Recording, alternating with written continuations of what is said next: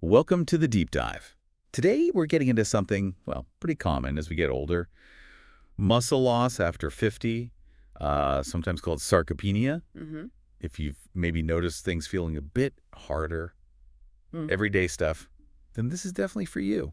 It really is. This gradual loss of muscle, of strength, it's a natural part of aging, sure. Hmm. And it's easy to worry about how it affects your energy, your mobility, just your general well-being. But here's what really stood out from everything we looked at. Yeah. Yes, it's natural, but it's not like this inevitable slide you can't stop. You actually have more control than you might realize. Yeah, that's a key point. We've dug into a bunch of sources to figure out not just why it happens, but more importantly, the practical things, what you can actually do. Right. Our mission today is really to boil it down to the essentials. The knowledge you needed, the strategies you can use. We want to move past just saying, yeah, muscle loss happens, and give you a solid understanding of how to fight back. Okay, so let's start there. When we talk about muscle loss after 50, what exactly are we dealing with? What's the core issue? So that term, sarcopenia, that's it. Basically, it means your muscles are gradually getting smaller and, well, weaker. Our sources show it can even start creeping in around age 30. 30, wow. Yeah, but it often picks up speed after 50. And it's more than just, struggling a bit with the shopping bags, right? There are other consequences. Oh, definitely. It creates a kind of ripple effect. You feel weaker, sure, but also less mobile generally. Yeah. And importantly, it increases your risk of falls, fractures, things that can seriously impact your independence, your quality of life. Right. And what's happening on a deeper level is that the muscle fibers themselves can shrink. Plus, they sometimes get replaced by fat or connective tissue, which makes things worse in terms of strength. Okay, so why that acceleration after 50? Our sources highlighted a few big reasons, starting with hormones, something we don't have total control over. Exactly. Hormonal changes are a big piece of the puzzle. Take testosterone, for instance. Which most people think is just for men, but Right, but it's crucial for building and keeping muscle in both men and women. And levels tend to drop after 50, making muscle maintenance harder. and estrogen is in the mix too, especially for women going through menopause. Absolutely. Estrogen also helps protect muscle. When its levels decline during and after menopause, it can unfortunately speed up muscle loss and encourage fat gain. Mm-hmm. Sort of a double whammy, like you said. Okay, and then growth hormone. I thought that was mainly for when you're, well, growing. It is, but it stays important your whole life for repairing tissues, including muscle.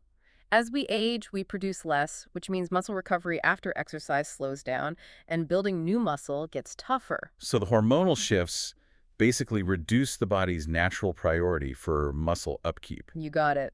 That's a good way to put it. The drive isn't as strong. But, and this seems really crucial from the sources, just because these hormone changes happen naturally doesn't mean muscle loss is a done deal. There are things we can do. Precisely. And that's where lifestyle comes in. Because often these are the areas where you have the most influence. Really powerful levers to pull. Okay, lifestyle factors. Being inactive seems like the obvious one. Sedentary behavior. It really is. That old saying, use it or lose it, it's spot on for muscles. Yeah. If you're not actively using and challenging them, they atrophy, they shrink because the body figures you don't need them that much. Makes sense. And then there's food, what we eat, or maybe what we're not eating enough of. Huge factor. Mhm. Poor nutrition, especially not getting enough protein. Think of protein as the essential bricks for building muscle. Right. And as you get older, your muscles actually need more of those bricks, better quality ones even. If your diet's low in protein, you're essentially starving those muscles of what they need to repair and maintain themselves. And, a balanced diet overall matters too. Vitamins, minerals, they all play a part. And, kind of surprisingly, stress is on that list too. I tend to think of stress as mental, but it hits physically. It really does. Chronic, ongoing stress pumps out cortisol, and too much cortisol over time can actually break down muscle tissue. Plus, it messes with recovery. Wow. Okay. So knowing all these whys is actually pretty empowering because it shows where we can step in. Mm-hmm. Which brings us to clearing up some myths, Mhm. like the idea that, oh, I'm over 50, it's just too late. Yeah, that's a really common one and totally false. The research is quite clear. People in their 60s, 70s, even 80s and beyond can absolutely build muscle and strength if they train properly.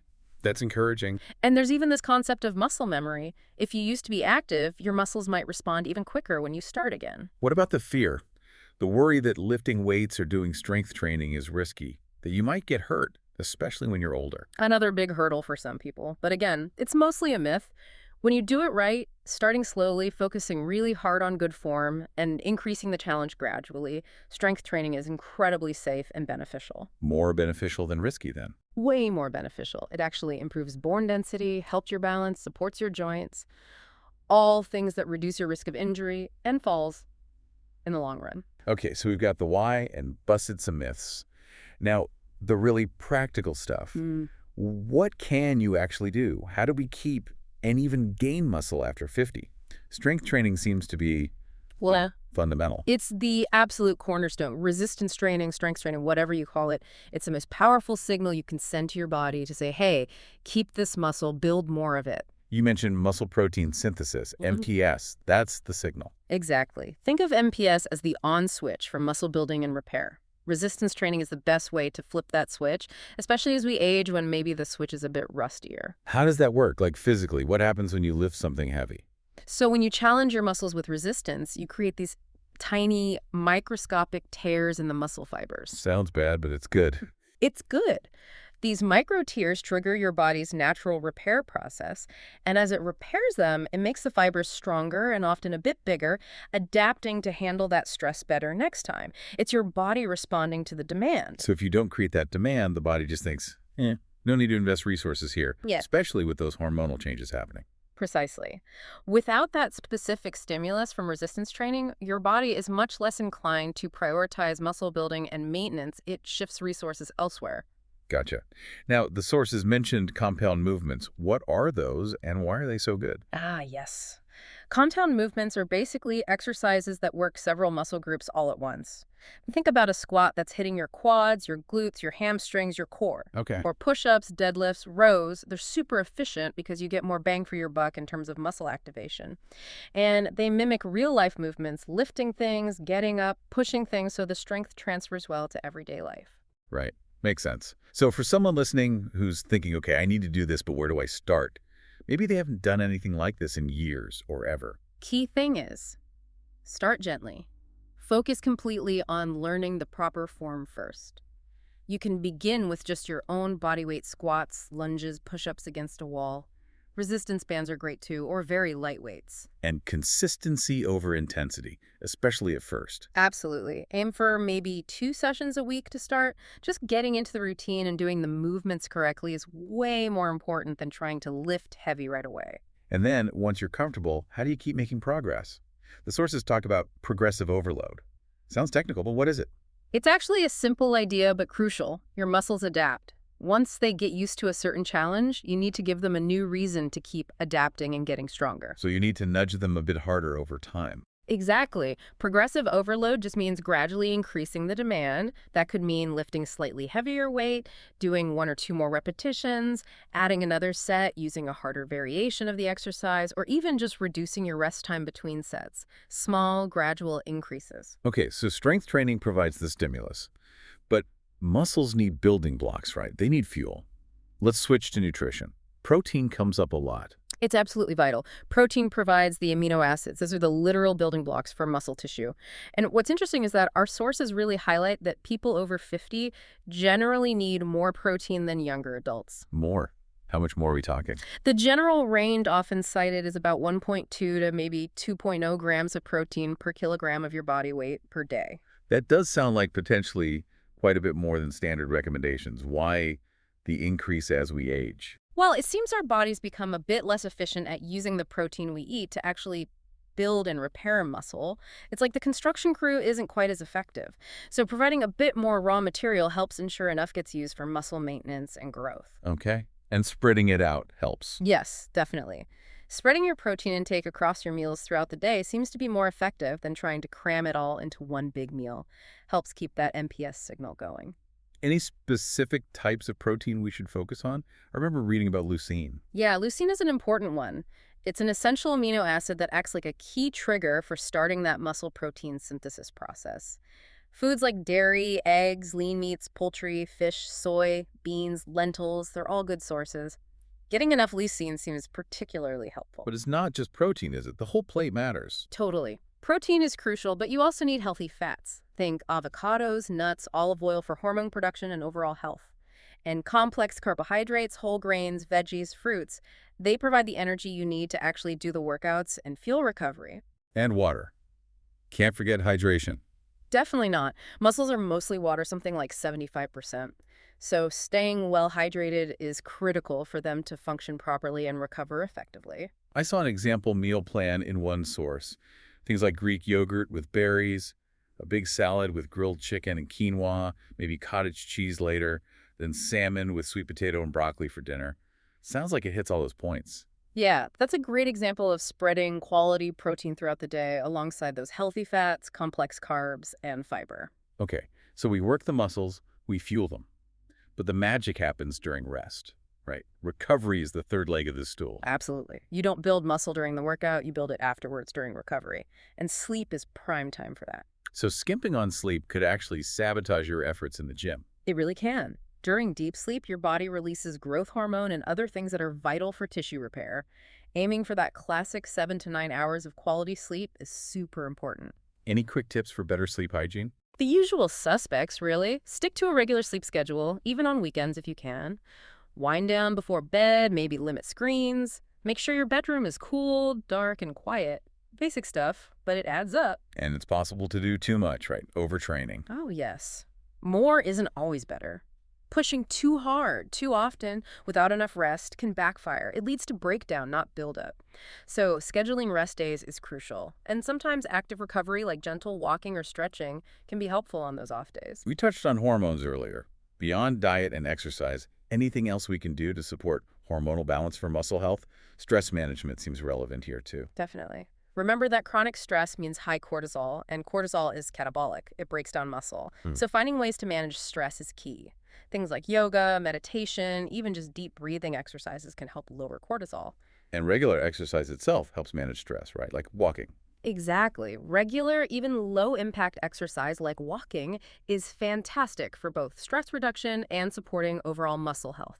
And as mentioned, some sources bring up hormone replacement therapy, HRT. That's a possibility for some, but it's a very individual medical decision that needs a thorough discussion with a doctor, not a general recommendation. Right, very personal. Okay, this is all super practical.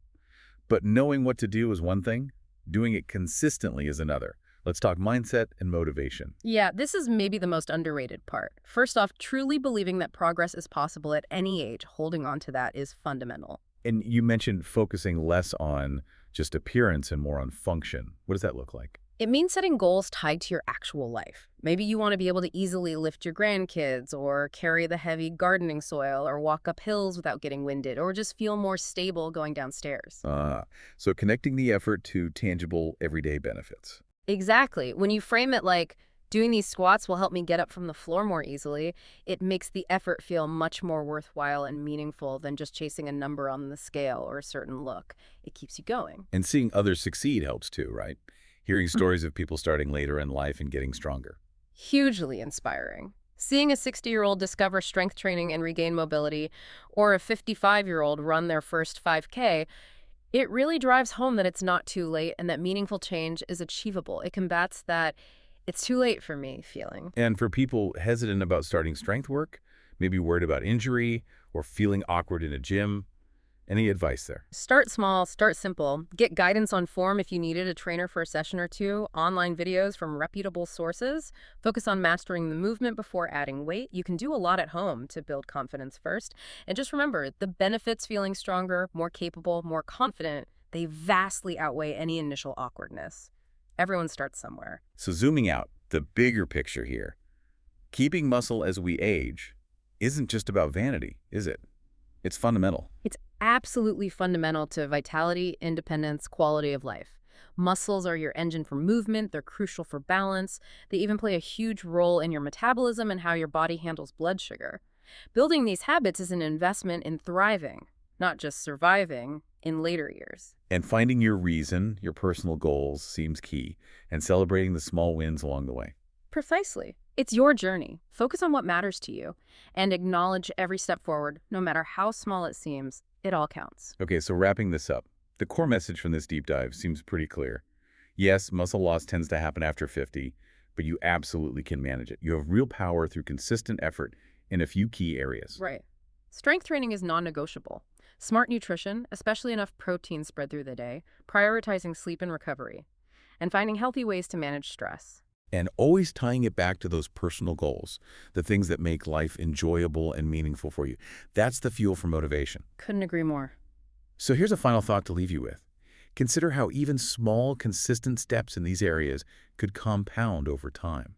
Think about the impact not just on your physical strength, but on your overall independence, your enjoyment of life in the years ahead. What one small step will you take this week?